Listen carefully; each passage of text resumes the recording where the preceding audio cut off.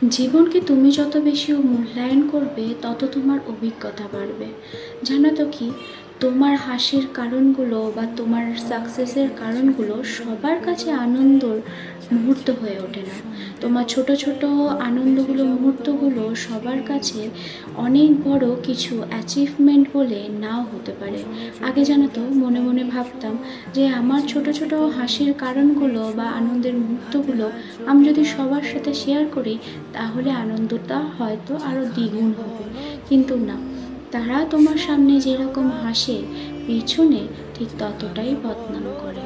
আমি দেখেছি তাদের সামনের হাসি মুখটা আর পিছনে সমালোচনার কথাগুলো। তখন খুব কষ্ট পেতাম জানো তো, এখন আর পাই না। আগে ভাবতাম যে সবার সাথে আনন্দটা ভাগ করে নেওয়াটাই হলো জীবন, কিন্তু না, জীবন তোমাকে শেখাবে ঠিক সময় জীবন কাকে বলে। সবার সাথে আনন্দ করা, হই হই করে মাতাটাই জীবন নয়।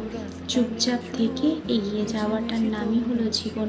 তুমি কি করতে চাও আর কি করতে চাও না সেটা কারোর সাথে আলোচনা করতে হবে না। তুমি তোমার পথে এগোও, দেখবে ঠিক একটা সময় তুমি নিজের পথে এগিয়ে যাবে। জানো তো, আগে অল্পতে অনেক বেশি কষ্ট পেতাম, এখন এত মানুষ ভেঙে দিয়েছে আর ভাঙার টুকরো কণাটুকুই নেই।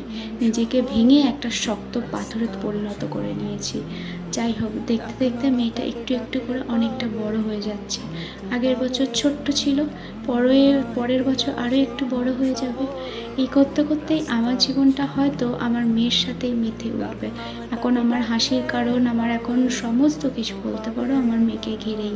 ছোট্ট ফুলঝুরিটা পেয়ে কি আনন্দে মেতে উঠেছিল, কালকের ওর মুখখানা দেখে বেশ ভালো করে বুঝতে পেরেছি। তো সবাইকে হ্যাপি দীপাবলি।